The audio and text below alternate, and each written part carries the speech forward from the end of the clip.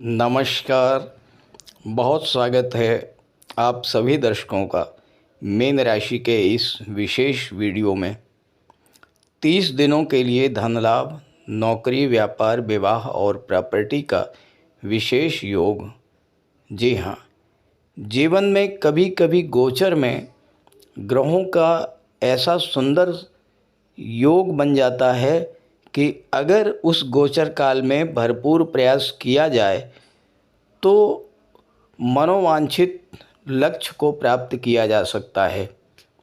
ऐसा ही एक सुंदर योग 1 माह के लिए आपकी गोचर कुंडली में बनने जा रहा है और अगर आपने इस गोचर का सदुपयोग कर लिया तो न केवल बहुत सारी समस्याओं से आपको मुक्ति मिल जाएगी बल्कि बहुत सारे लाभ भी मिलेंगे।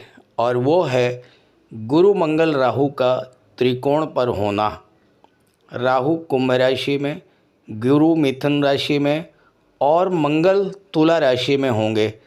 सबसे अच्छी बात यह है कि तीनों ही ग्रह काम त्रिकोण में गोचर कर रहे होंगे, यानी तीनों ही ग्रह आपकी इच्छा पूर्ति में सहायक होंगे। तो इस गोचर काल में गुरु, मंगल और राहु तीनों अपने अपने कारक तत्वों से संबंधित लाभ आपको प्रदान करेंगे।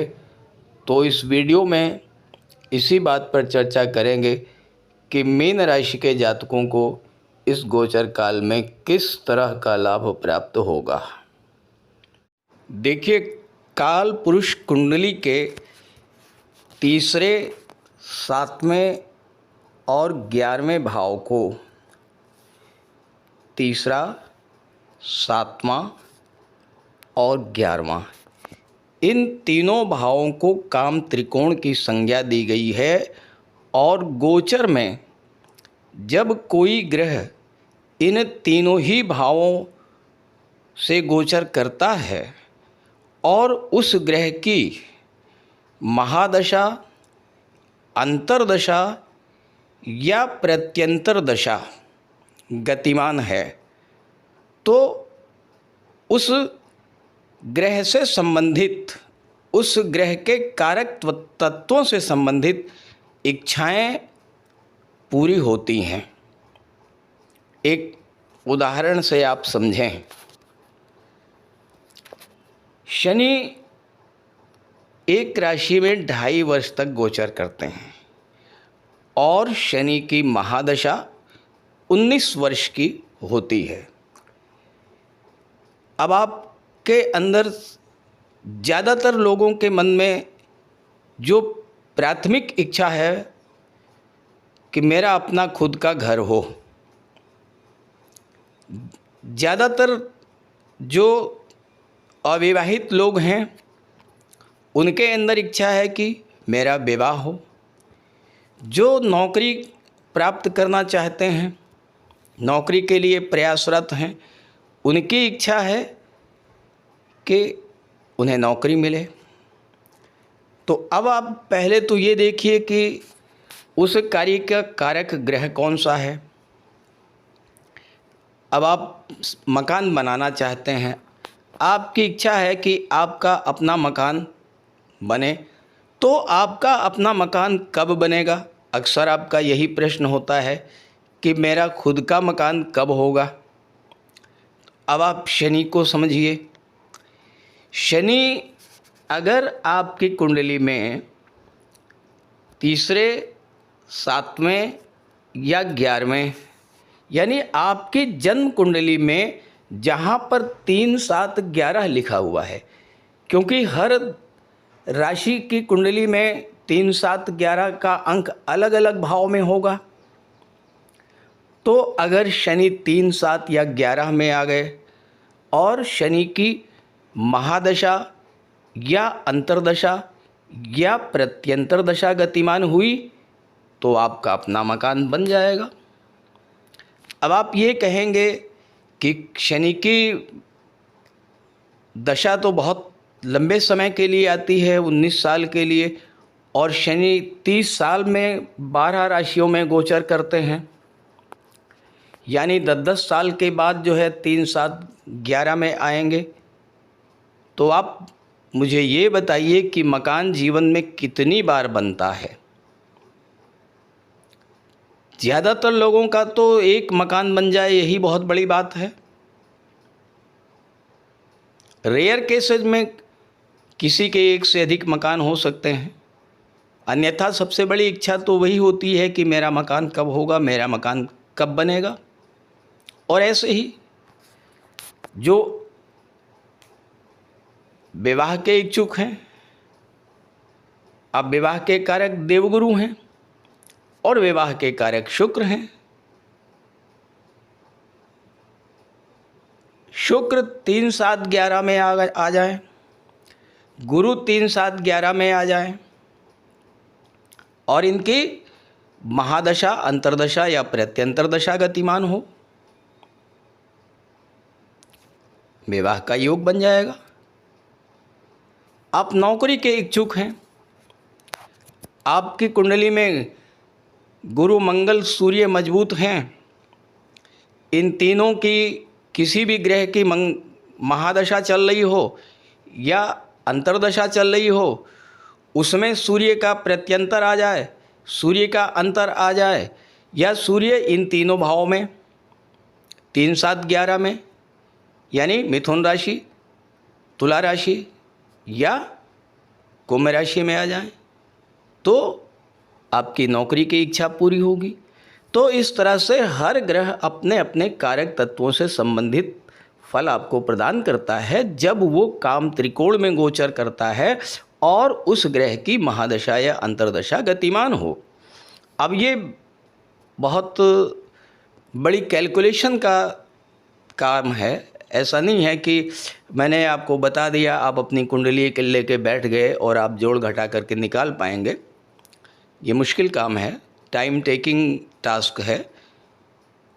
तो अगर आप जानना चाहते हैं, आपके मन में इच्छाएं होती हैं कि विवाह कब होगा, नौकरी कब लगेगी, मकान कब बनेगा, वाहन कब खरीदेंगे, विदेश कब जाएंगे, इस तरह की तमाम इच्छाएं, तो इसी वीडियो के डिस्क्रिप्शन बॉक्स में मैंने अपना व्हाट्सएप नंबर दे दिया है।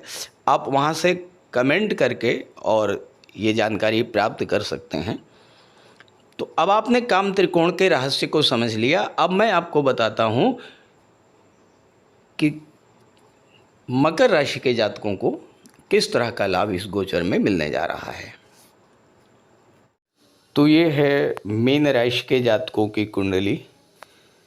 मीन राशि के जातकों के जीवन में शनि की 7.5 का दूसरा चरण गतिमान है, लेकिन 7.5 के दौरान गुरु, मंगल, राहु का काम त्रिकोण में गोचर करना ये 1 माह आपके लिए विशेष फलदायी होगा। काम त्रिकोण का अर्थ वो भाव जो कि आपकी इच्छा पूर्ति में सहायक होते हैं। अब आपने काम त्रिकोण का रहस्य तो समझ लिया होगा, 3, 7 और 11। अब देखिए, जहाँ पर 3 का अंक लिखा है वहाँ गुरु का गोचर है, 7 का अंक लिखा है वहाँ मंगल का गोचर है और 11 का अंक लिखा है वहाँ पर राहु का गोचर है। सबसे पहले राहु की बात कर लेते हैं। राहु 12वें भाव में हैं, विदेश के कारक हैं। तो विदेश जाने संबंधी आपकी इच्छा को पूरा करेंगे राहु। चूँकि मंगल 8वें भाव में है और मंगल राहु का त्रिकोण का संबंध बन रहा है, विदेश में अगर आप अस्थायी रूप से सेटल होना चाहते हैं तो उस कार्य में भी राहु और मंगल आपकी हेल्प करेंगे। गुरु धन के कारक होते हैं और राहु की कोई लिमिट नहीं होती है। इस गोचर काल में विदेशों से अचानक धन लाभ भी आपको हो सकता है। अब यहाँ राहु आपको धन कहाँ से प्रदान करेंगे? विदेशों से, विदेश संबंधी कार्यों से आपको धन की प्राप्ति कराएंगे। टेक्नोलॉजी के क्षेत्र से आईटी सेक्टर से आपको धन की प्राप्ति कराएंगे। संचार माध्यमों के द्वारा आपको धन की प्राप्ति होगी। और चूंकि मंगल का संबंध राहु से बन रहा है, तो मेडिकल और सर्जरी के क्षेत्र में या इंजीनियरिंग और टेक्नोलॉजी के क्षेत्र में, खास करके लेटेस्ट टेक्नोलॉजी के क्षेत्र में विदेश जाकर के पैसा कमाने का ये बेहद अनुकूल अवसर आपको मिलने जा रहा है इस एक महीने में। हालांकि मंगल 8वें भाव में है, राहु की दृष्टि है, तो इस एक महीने में आपको अपने स्वास्थ्य को लेकर के भी विशेष रूप से सावधान रहना पड़ेगा। लेकिन चूंकि मंगल दूसरे भाव के स्वामी हैं, वाणी का भाव और पैतृक संपत्ति का भाव होता है दूसरा भाव, तो इस गोचर काल में पैतृक संपत्ति संबंधी कोई विवाद है उसमें आपको सफलता मिल सकती है। वसीयत या विरासत के माध्यम से धन की प्राप्ति हो सकती है। इंश्योरेंस और मार्केटिंग के क्षेत्र से आपको धन की प्राप्ति होगी। और चूंकि मंगल प्रॉपर्टी के भी कारक होते हैं और गुरु से त्रिकोण पर हैं, गुरु चौथे भाव में हैं, तो इस एक महीने में आपकी भूमि, भवन और प्रॉपर्टी की इच्छा भी पूरी हो सकती है। गुरु चौथे भाव में हैं, आपके घर में कोई न कोई धार्मिक मांगलिक आयोजन भी इस गोचर काल में होगा।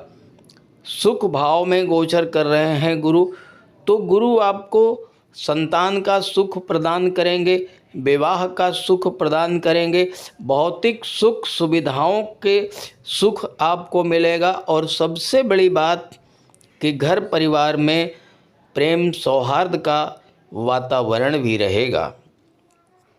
गुरु दशम भाव के स्वामी हैं और लग्न के भी स्वामी हैं, तो आपके कार्य क्षेत्र का इस समय विस्तार होगा, मान सम्मान की प्राप्ति होगी, उच्च पद की प्राप्ति हो सकती है, प्रमोशन मिल सकता है आपको, और कोई महत्वपूर्ण जिम्मेदारी का पद भी आपको इस समय दिया जा सकता है। ऑफिशियल कार्यों को लेकर के आपको किसी विदेश यात्रा पर या देश के भीतर ही लंबी दूरी की यात्रा पर भी जाना पड़ सकता है, क्योंकि मंगल नवम भाव के स्वामी हैं जो कि लंबी दूरी की यात्राओं का होता है। और अच्छी बात यह है कि मंगल धन भाव के भी स्वामी हैं और नवम के भी स्वामी हैं, तो भाग्य के सपोर्ट से इस समय आपको धन की प्राप्ति होगी। राहु का संबंध 8वें भाव से बन रहा है, कोई डूबा हुआ पैसा आपको इस समय मिल सकता है। आकस्मिक धन लाभ का भी योग बन रहा है और साथ ही साथ आपके कार्य क्षेत्र के विस्तार के भी एक से एक नए नए अवसर इस समय प्राप्त होंगे। चूँकि गुरु की दृष्टि अपनी ही राशि पर है, दशम भाव पर है, तो नए काम कारोबार की शुरुआत के लिए भी समय अच्छा है। नई नौकरी, नए व्यापार को ज्वाइन करने के लिए भी समय अच्छा है। लेकिन ध्यान रहे कि नौकरी में अगर आपको परिवर्तन करना है तो 28 नवंबर से पहले मत कीजिएगा। और दूसरी बात, चूंकि लग्न में आपके शनि बैठे हैं, शनि वक्री अवस्था में गोचर कर रहे हैं, तो दो चीज़ों का विशेष ध्यान रखिएगा। चूंकि शनि आपके लग्न में बैठ करके सप्तम भाव को देख रहे हैं, और सप्तम भाव होता है लीगल कॉन्ट्रैक्ट्स का, कानूनी अनुबंध का, पार्टनरशिप का। और 28 नवंबर तक शनि आपकी कुंडली में वक्री हैं और आपके जीवन में शनि की 7.5 गतिमान है। कोई भी बिजनेस डील करने से पहले, कोई लीगल कॉन्ट्रैक्ट साइन करने से पहले, कोई कानूनी अनुबंध करने से पहले सारे पेपर्स को अच्छे से पढ़ लीजिए, समझ लीजिए, किसी लीगल एक्सपर्ट की राय ले लीजिए, उसके बाद ही किसी पेपर पर साइन कीजिएगा। और दूसरी बात, चूँकि चौथा भाव प्रॉपर्टी का होता है और इस गोचर काल में अगर आप कोई प्रॉपर्टी खरीदना चाहते हैं तो उसमें भी विशेष सावधानी रखिएगा। प्रॉपर्टी के पेपर्स चेक कर लीजिएगा, प्रॉपर्टी के बारे में पूरी तरह से छानबीन कर लीजिएगा। ऐसा ना हो कि कोई विवादित प्रॉपर्टी आप इस गोचर काल में ख़रीद लें और जिसको लेकर के बाद में आपको बेहद परेशानी का अनुभव करना पड़े। हालांकि गुरु चौथे में बैठे हैं और 8वें भाव से संबंध है गुरु का, तो ईश्वर की, भगवान विष्णु की विशेष कृपा रहेगी इस गोचर काल में और आपको नित्य विष्णु सहस्रनाम का पाठ तो करना ही चाहिए, क्योंकि गुरु चौथे भाव में जब तक हैं तब तक आपकी पूरी तरह से रक्षा करेंगे। तो भगवान विष्णु की आराधना करते रहिए और आप देखिएगा कि गुरु, राहु और मंगल आपको मनोवांछित फल प्रदान करेंगे। लेकिन प्रश्न ये है कि क्या सभी मीन राशि के जातकों को एक जैसा ही फल मिलेगा? ऐसा बिल्कुल भी संभव नहीं है, क्योंकि मीन राशि के करोड़ों जातक हैं और हर जातक की कुंडली में ग्रहों का गोचर अलग अलग है।